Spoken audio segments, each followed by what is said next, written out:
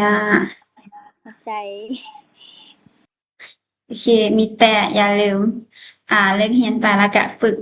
เบาเรื่อยๆพวกน้องเป็นหมู่กันเป็นบ่แมนโอเคฉะนั้นพวกน้องสามารถฝึกเว้านำกันได้เนาะเพราะว่าเนี่ยเพราะว่าการที่เราสิเรียนหั้นเราต้องได้ฝึกพวกน้องก็สามารถสนทนานำกันแต่ละมื้อสิไปละเดี๋ยวพวกน้องก็สิลืมโอเคแล้วเลยเดี๋ยวอืมเดี๋ยวน้องน้องแพงอ่าพอเว้าได้บ่น้องแพงสะดวกบ่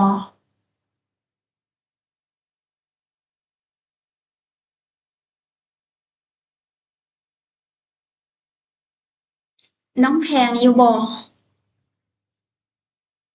ซื้อแพงบ่โอเคเป็นหยังน่ะน้องเสียก็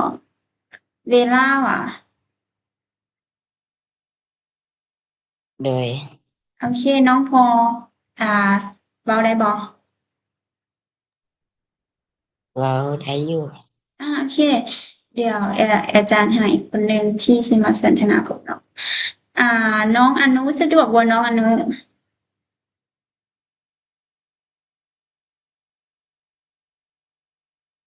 โอเคน่าจะบ่สะดวกแล้วมีน้องอีกคนหนึ่งที่น้องซ้ายน้องเดี๋ยวนะอืมโอเคน้องเราออกไปแล้วน้องแพงบ่สะดวกแม่นบ่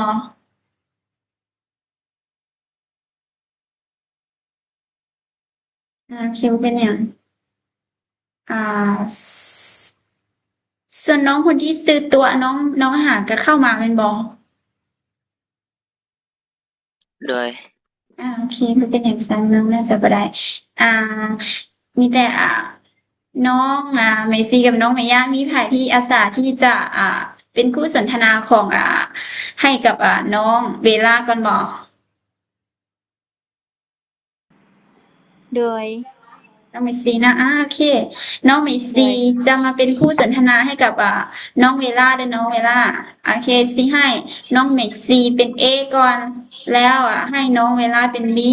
หลังจากนั้นจึงเปลี่ยนน้องเวลาไปเป็น A และน้องเมซี่มาเป็น B นะโอเคเลยโอเคบ่น้องเวลาโดยโอเคแต่ว่าน้องเมซี่เดี๋ยวน้องเว้าคำว่าหนีเห่ากันเดี๋ยวเพราะว่าอาจารย์บ่ได้เขียนตัวพี่นี้ใส่นี่โอเคคำนี้เป็นหนีเห่าเลย对你好你叫什么名字อืมน้องเวลาต่ออันนี้เลยหัวเจ้าเวลาอืมนี่อาจารย์บอกได้ละหนีเนาะหนีนะโดยโอเคน้องเม我ซี่叫美西很高兴认识你โอเคน้องเวลา我也是我也是很高兴很高兴认认识识你你โอเควันนี้น้องเวลาเปลี่ยนเป็น A น้องเว้าก่อนแล้วสิให้น้องเมซี่มาตอบเป็น B นะโอเคเดี๋ยวอาจารย์สีพาว่าก่อนตัวนี้จะเป็นหนีห่าวเด้อน้องเว้าหนีห่าวก่อนหนีห่าว你好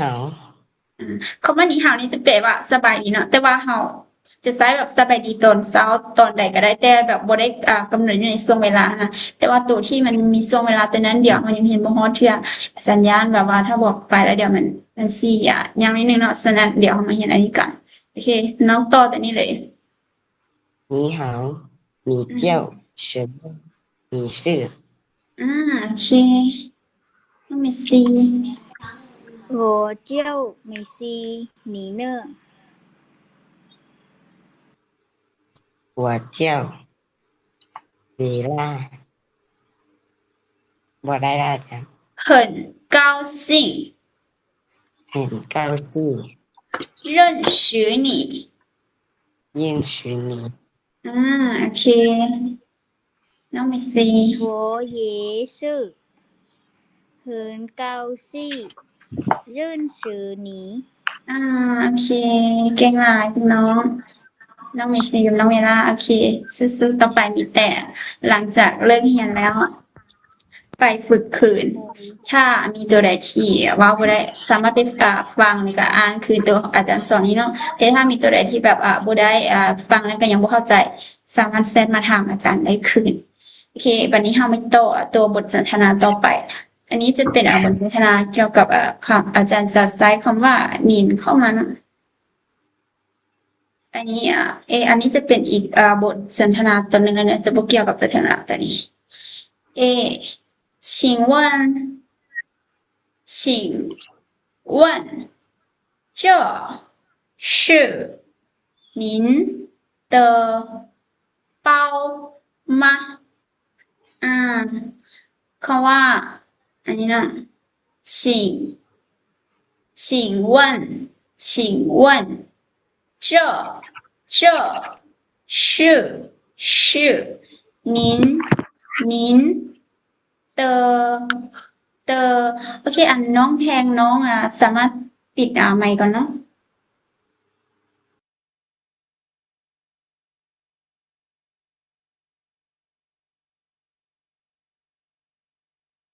这是您的包吗请问คำนี้จะ请问จะแปลว่าขอถามได้หรือการุณาถามได้แบบนี้นะ这คำนี้จะแปลว่านี้อันนี้นี่ประมาณนี้是แมน您ทานเตอคำว่าเตอนี่จะเป็นของนะของ您的ของทานถ้าเป็น你的จะเอาคำว่า你มาใส่เนาะ你มาใส่ทางหน้าเตอนี่你的ของเจ้าถ้าเป็นของใครก็จะเป็นเอาวอมาใส่ทางหน้านี่我的คือถ้าเป็นภาษาลาวเนาะของค่อยของมันก็จะต้องอยู่ทางหน้าของแล้วก็ค่อยอยู่ตามหลังแต่ว่าถ้าเป็นภาษาจีนเน้นบอกตัวค่อยตัวพยัญชนะแบบว่าค่อยนี้ค่อยต้องอยู่ก่อนแล้วของมันจะไปอยู่ทางหลังแบบนี้นะนินเตอของเจ้าของทาน อันนี้ของทานตัวนี้ค่ะจะใช้ในกรณีที่แบบว่า ผู้ที่เขาจะมีอายุหลายกว่าเราเนาะหรือว่าเป็นผู้อาวุโสหรือว่าเป็นครูบาอาจารย์และผู้ที่เรานับถือสินะแล้วเราให้เกียรติเขาเจ้าเราต้องเอิ้นเขาเจ้าเป็นมิ้นสิมิ้นตาเป้าคำนี้จะหมายถึงแบบว่ากระเป๋าแบบกระเป๋าทั่วๆไปเนาะแบบว่าเราบ่ได้เน้นว่ากระเป๋าอีหยังเราบ่ได้เน้นว่าเป็นกระเป๋าไทยหรือกระเป๋าแบกบ่หรือว่ากระเป๋ามือจับบ่หรือว่ากระเป๋าอีหยังสิเราจะเว้ารวมๆมาเป็นกระเป๋าแล้วก็แล้วมาคำว่ามาคำนี้จะหมายถึงว่า มันจะเป็นถ้ามาคำนี้จะเป็นคำถามเนาะแล้วเราจะใช้อยู่ท้ายประโยคของคำถามที่แบบมันเป็นคำที่เราสิถามสินะแล้วแบบว่า ถ้าเป็นภาษาลาวก็เป็นประมาณแบบบ่ประมาณนี้แบบว่าเราสิถามพระเจ้าอีหยังประมาณนี้请问这是您的包吗请问这是您的包吗ขอถามแด่หรือว่ากรุณาถามแด่หรือว่าจะว่ารบกวนถามแด่นี่แม่นกระเป๋าของท่านบ่ประมาณนี้เนาะโอเคแล้วคนที่สิตอบเรานี่คนที่เป็น B เนาะคนที่เราสนทนานำเขาเจ้าก็ตอบเราเป็น是的是的是的这是我的包下你谢谢你เฮาสิเว้าเป็นแบบ谢谢你ขอบใจเจ้าหรือว่าเฮาสิเว้าเป็นแบบว่า谢谢แล้วก็แล้วนะก็ได้คือกันหรือว่าเฮาสิเว้าเป็นแบบ非常感谢你แต่อันนี้เดี๋ยวอาจารย์ซีพาพวกเราไปเรียนอีกบทหนึงที่แบบสอนตัวนั้นอีกต่างหากแต่ว่าอันมื้อนี้เฮามาเรียนตัว谢谢你ก่อนโอเคตัว是的เพราะว่าคำว่าเตอนี้มันก็จะอยู่ในนี้คือคำว่าเตอนี้จะบ่ได้มีความหมายเป็นของแล้วเนาะคืออยู่ในนี้มันแค่มาอยู่นำชื่อซื่อๆเพื่อให้แบบว่าเฮาเว้าแบบให้มันคล่องปากซื่อๆแต่ว่าอยู่ในนี้คือคำว่าเตอนี้จะบ่ได้แปลว่าของแล้วเด้อคำว่าเตอนี้จะมาบวกกับคำว่าชื่อซื่อๆแต่ว่ามันจะบ่ได้มีความหมายอีหยังก็คือชื่อเตอก็มีความหมายถ้าเปลี่ยนเราก็เป็นแบบแมนก็คือมันจะมีความหมายของคำว่าชื่อสินะแมนหรือว่าโดยแม่นแล้วประมาณนี้是的แม่นแล้วโดย这是我的包นี่แมนกระเป๋าใบนี้แมนของข่อยกระเป๋านี้แมนของข่อยหรือว่านี่แมนกระเป๋าของข่อยขอบใจเจ้าเด้อขอบใจเจ้าประมาณนี้แหละ 是的，这是我的包，谢谢您。请问这是您的包吗？请问这是您的包吗？ขอถามเด้นี่แมนกระเป๋าของทานบ่是的，这是我的包，谢谢你。是的，这是我的包，谢谢你ในกรณีบทสนทนาตอนนี้นะคะสามารถนึกภาพออกก็คือน่าจะแบบว่ามีเอผู้นี้เราน่าจะเก็บได้กระเป๋าเนาะแล้วเราไปถามบีว่าอันนี้แม่นกระเป๋าเจ้าบอประมาณนี้แล้วบีก็ตอบว่าแม่นแล้วแม่นกระเป๋าของค่อยขอบใจเด้อประมาณนี้เนาะโอเคเดี๋ยวอาจารย์สี่ตัวที่อาจารย์เปเป็นลาวพวกน้องพอเข้าใจอยู่บ่ โดยเข้าใจโอเคซันเดี๋ยวอาจารย์สิมาอ่านอีก2 รอบแล้วอาจารย์สิให้พวกน้องลองอ่านคือเนาะโอเค请问这是您的包吗？请问这是您的包吗？是的，这是我的包，谢谢你。是的，这是我的包，谢谢你。โอเคน้องไหมซีกับน้องไหมย่ามาสนทนาก่อนเนาะโอเคเดี๋ยวเปลี่ยนกันคนหนึงเป็น A ก่อนคนหนึงเป็น B แล้วเดี๋ยวจะมาค่อยเปลี่ยนกันโอเคโดยเดี๋ยวน้องไหมซีเป็น A ก่อนก็ได้นะแล้วให้น้องไหมย่าเป็น B แล้วจากนั้นค่อยเปลี่ยนกันโดยโอเคโอเคเริ่มเลย希望เดี๋ยว这是เดี๋ยวกันชิงว่นชิงจะเป็นตัวเสียงสามนะเห็นบอกมันจะคิดลงแล้วคิดถึงเป็นเสียงสามเขาจะว่าแบบมีเสียงลงนิดนึงแล้วก็ขึ้นไป แล้วก็ว่นจะเป็นตัวนี้จะเป็นเสียงซีค่ะแต่ว่าแบบเป็นเสียงลงตัดลง请问จีชิงชิงว่นชิงว่นเขียนว่าไงโดย请问โอเคเสร็จแล้ว 这是您的包吗？โอเคเสร็จแล้วน้องหมีย่างต่อ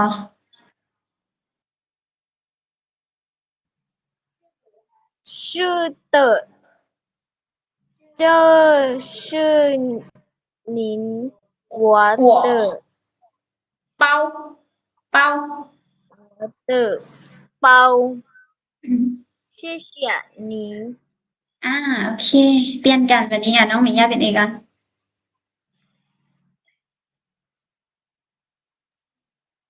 请问询问，就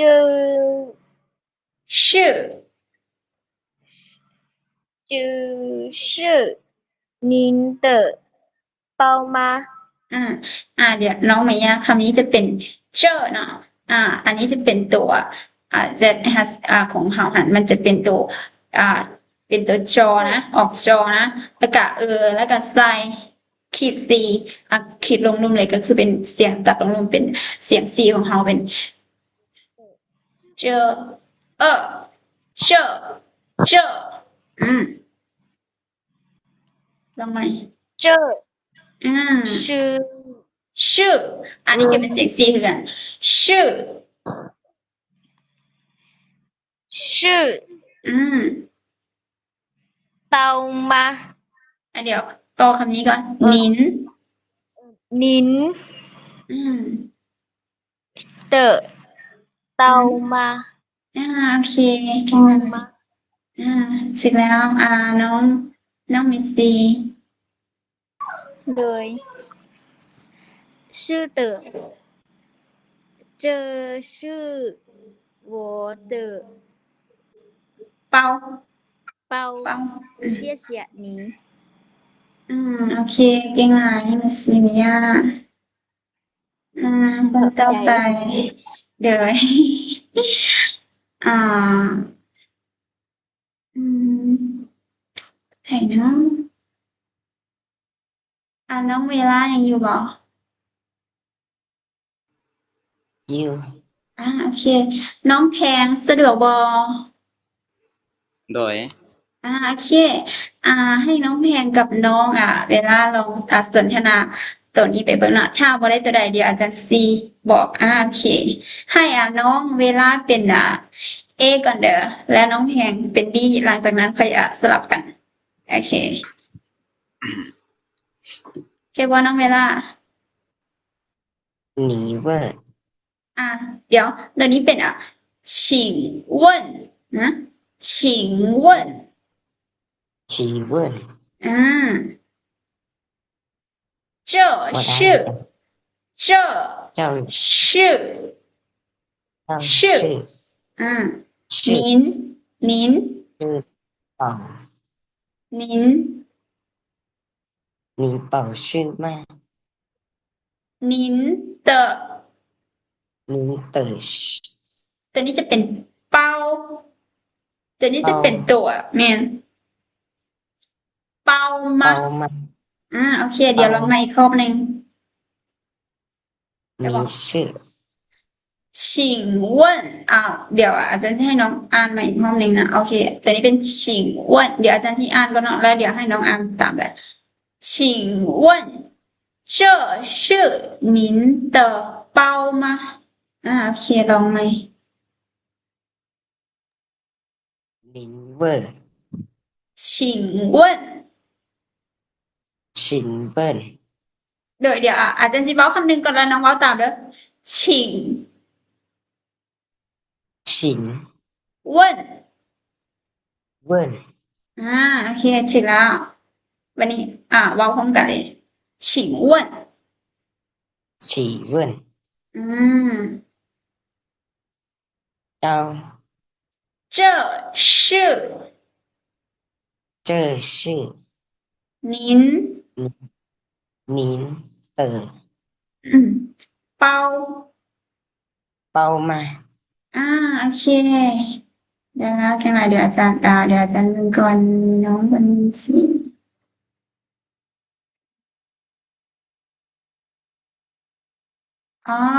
โอเค เดี๋ยวแป๊บนึงน้องโอเค อาจารย์เห็นละน้องตัวน่ะโอเคอ่าน้องน้องแพงมาต่อตัวเบียนบี 是的这这是这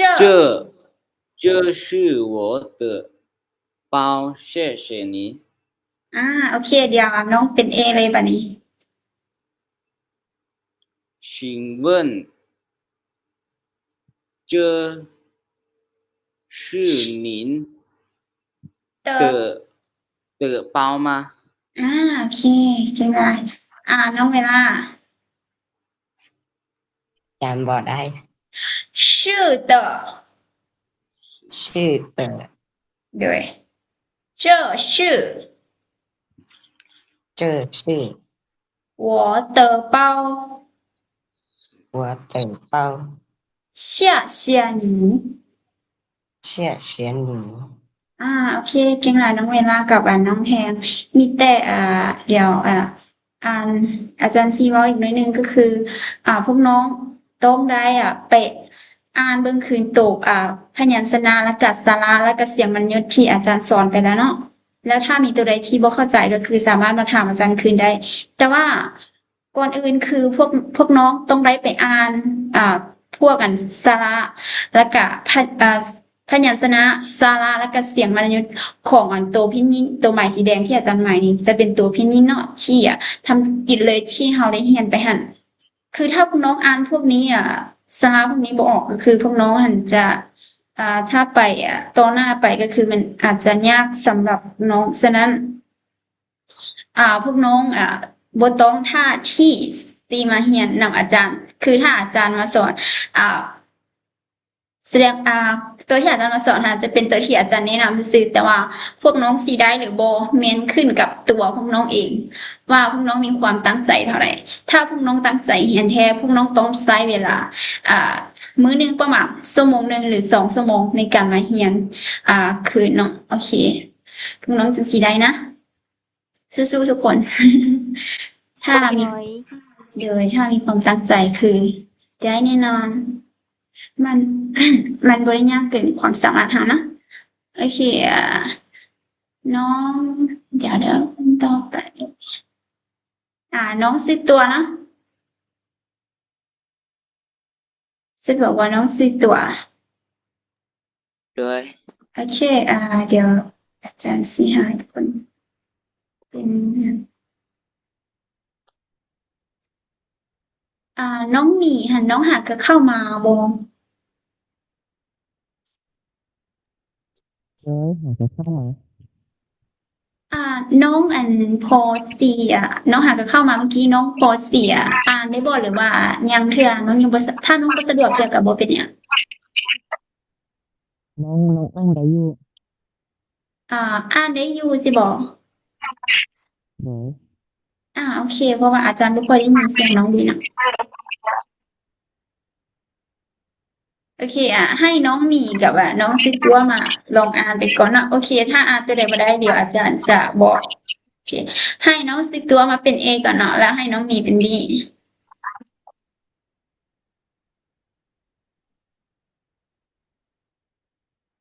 โอเคน้องตัวได้บ่พี่บัวน้องตัว สินเหวอ น้องตัวลองฟังอาจารย์เนาะอาจารย์สิบอกอีกคำหนึ่งตัวนี้จะเป็น请问这是您的包吗โอเคลองไหม สินเหวอ请น้องเว้าตามอาจารย์ก่อนเนาะ请请สินน้องเว้าตามอาจารย์สิเว้าแล้วน้องเว้าตาม请สิน问เวิน请问สินเวินโอเคถึงแล้วลองไหม สินเวินเจินชื่อ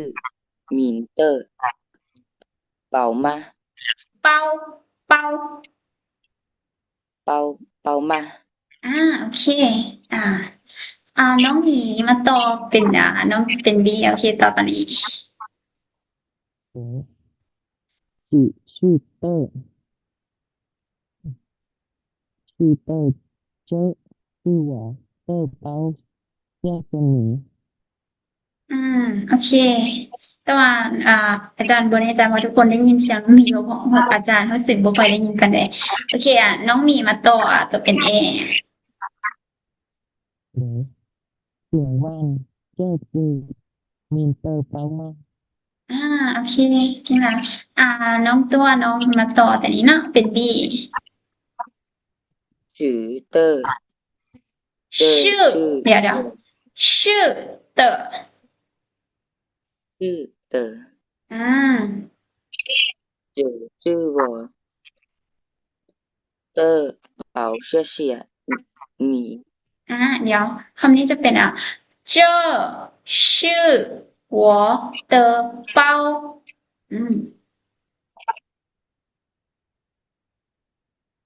这这是是我的包。我包谢谢你โอเคเก่งละถือว่าเก่งแล้วมีแต่ไปฝึกคืนต้องได้ไปอ่านคืนเบิ่งคืนที่อาจารย์สอนไปหลายๆเทื่อนะเพื่อที่เราจะได้เข้าใจแล้วก็อ่าจื้อเดี๋ยวฉันเบิ่งยังไผได้บ่โอเคน่าจะหมดแล้วเนาะโอเคเรามาต่อไปเลยโอเคบทสนทนาของเรายังโอ้โอเคอาจารย์เวลาของเราได้หมดลงแล้วเนาะมีแต่เรามื้อนี้เรามาเรียนสำนี้ก่อนมีแต่เดี๋ยวมื้ออื่นเรามาโต้บทสนทนาตัวนี้เนาะโอเคมีแต่เดี๋ยวอาจารย์สิเอาคลิปตัวที่เราเรียนนี้ไปลงอยู่บน YouTube แล้วพวกน้องอย่าลืมเข้าไปเบิ่งคืนหลายๆเทื่อแล้วก็อ่านคืนฝึกเว้าตามถ้ามีตัวใดที่บ่เข้าใจหรือว่าบ่แน่ใจสิหรือว่าข้องใจสิสามารถเซตถามอยู่กลุ่มหรือว่าเซตหาอาจารย์ส่วนตัวได้เด้อพวกน้อง โดย โดยโอเคซันมื้อนี้พวกเราเรียนเท่านี้ก่อนแล้วเดี๋ยวมื้ออื่นพวกเรามาต่อเนาะ大家再见明天见哦再见再见